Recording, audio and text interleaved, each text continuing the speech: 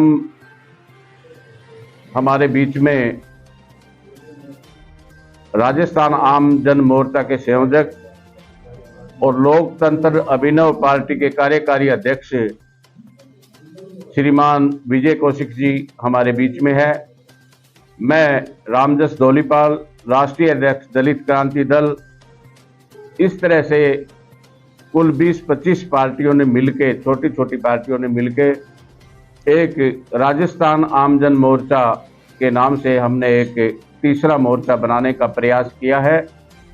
और हम राजस्थान में यह तीसरा मोर्चा राजस्थान में तकरीबन सभी 200 सीटों पे चुनाव लड़ेगा और 200 सीटों पे चुनाव लड़कर राजस्थान में अच्छे परिणाम देगा।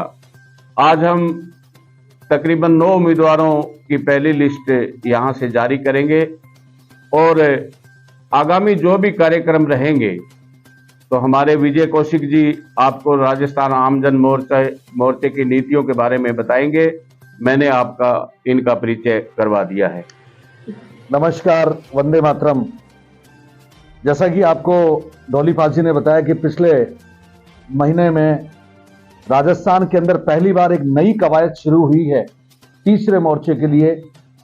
और पिछले कुछ समय से देखा गया है निरंतर रूप से कि छोटी छोटी पार्टियां जो निरंतर रूप से 4, 5, 10, 15, 20 कैंडिडेट अलग अलग समूह में खड़ा करती थी, उनका एक समूह बना है।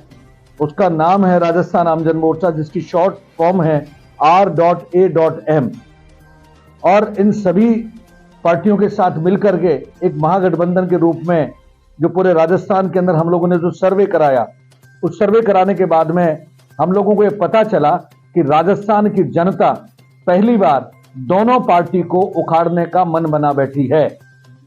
और करीब करीब 40 से 50 प्रत्याशी ऐसे आएंगे जो अनएक्सेप्टेड हैं, जो भारतीय जनता पार्टी और कांग्रेस के टूट करके अपनी सरकार, आने वाली सरकार को बनाने के अंदर अहम भूमिका निभाएंगे।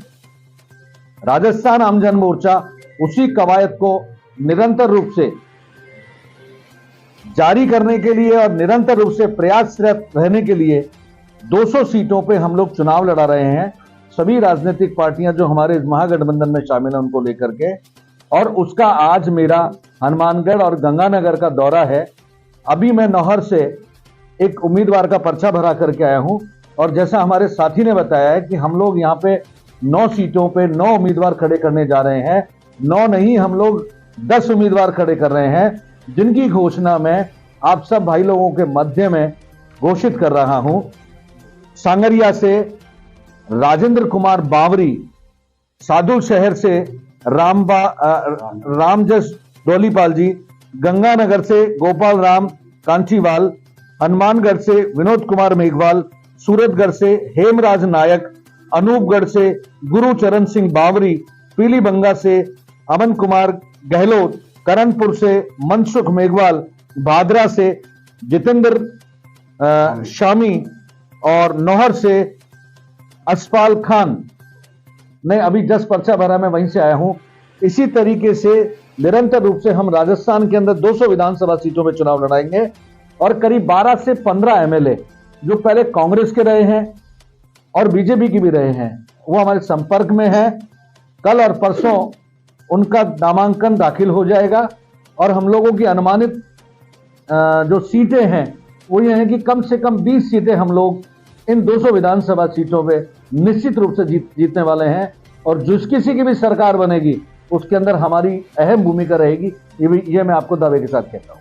आप गलत कह रहे हैं। टिकटें तो बीजेपी और कांग्रेस की आज के 1 महीने पहले ही बढ़ जाती थी। इस बार तो दोनों पार्टियों में बड़ा हंगामा है। बीजेपी पार्टी में तो हंगामा इसलिए है कि वहां पे 11 से 12 सीएम के दावेदार हैं और जितना विरोध बीजेपी के अंदर है उससे ज्यादा विरोध कांग्रेस के अंदर है। और बीजेपी की तो अभी पूरी लिस्ट ही आउट नहीं हुई है और हम लोग तो 200 की 200 विधानसभा सीटों पे लड़ाने की घोषणा कर चुके हैं। करीब करीब 70 से 80 सीटों पे हम लोग उम्मीदवार हमारे नामांकन भी भर चुके अभिनव लोकतांत्रिक बैनर पार्टी के तले, और जिसका चुनाव चिन्ह है बांसुरी। तो आप इससे अंदाजा लगा लो कि दोनों पार्टियों के उम्मीदवार अभी बहुत डरे हुए हैं राजस्थान में। वो इसलिए कि राजस्थान की जनता ने बहुत नजदीक से देखा है उनको इस 4.5 साल 5 साल के अंदर।